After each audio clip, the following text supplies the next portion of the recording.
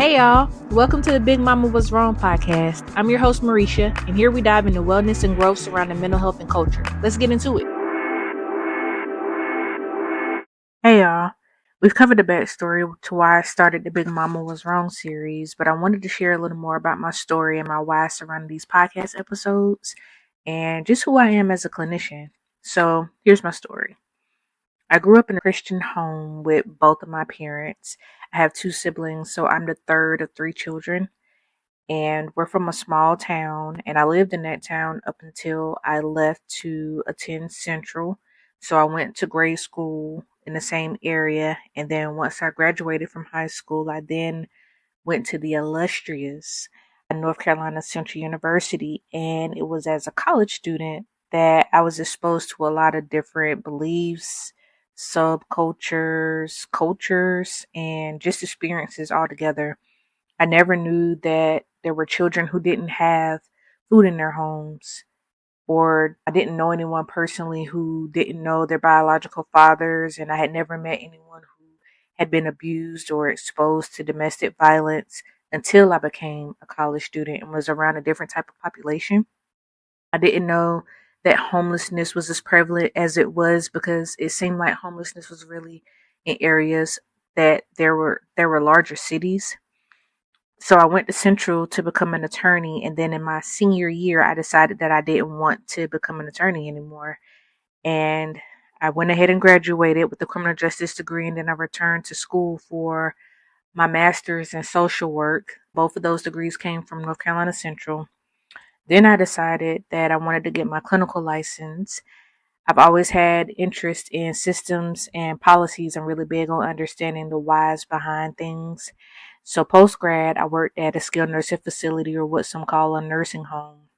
And the nursing home taught me even more about life beyond my own sphere. So I learned about family dynamics, and it was cool to talk to some elderly people and really hear their stories. I met a lot of people who were living with some decisions that they made in their younger years. And this was the position that helped me. Basically, it exposed me to how some people saw mental health disorders and how some people saw treatment. I remember specifically sitting in a conference one time. It was with a resident, and he had two siblings.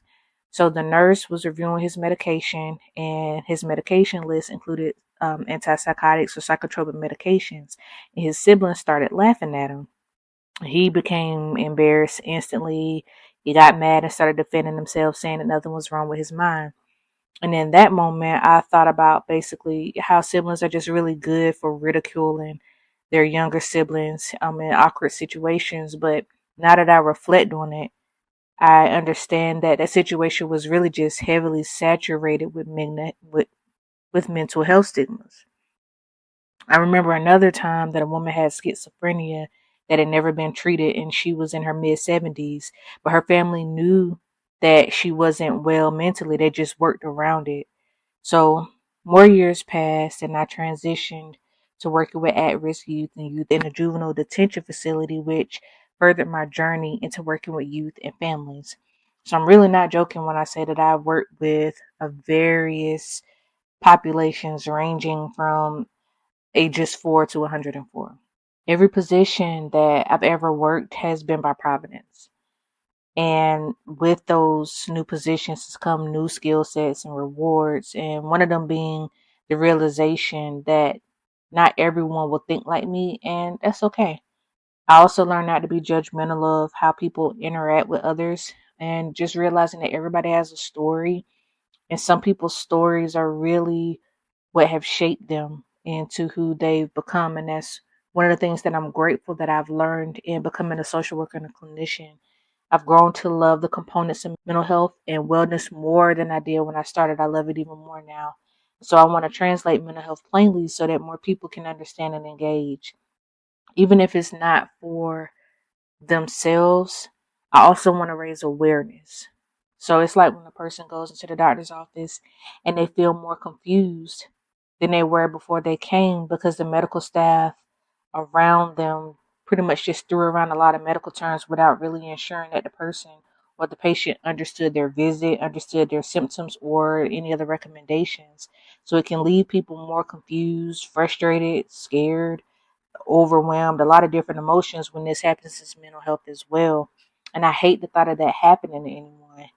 And then too, it's not just about people who have mental health disorders. It's also about others who want to know more about wellness and awareness, or who just want to become better versions of themselves.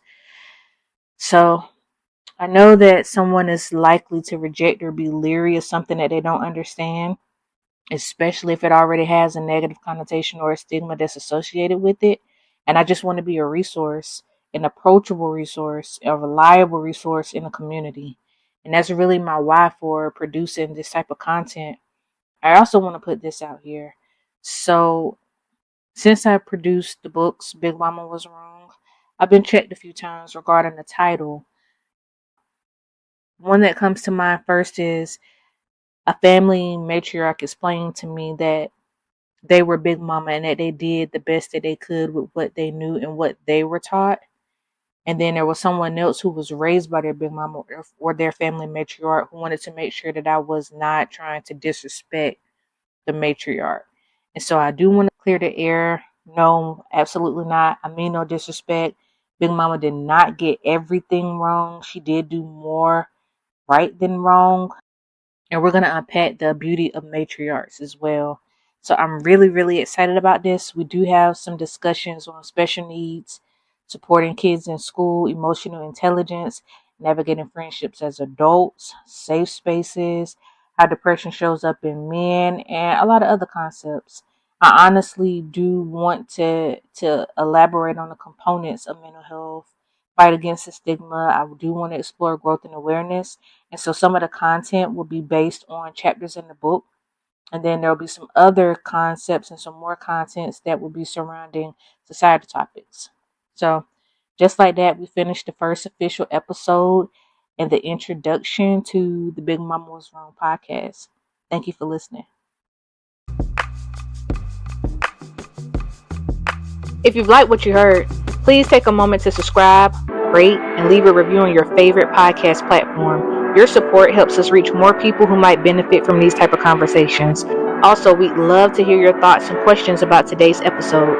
Reach out on Instagram at Marisha Cares or send an email to contact@callmarisha.com. Your feedback and stories are always welcome. Last, make sure you check out show notes for inspirational bonuses.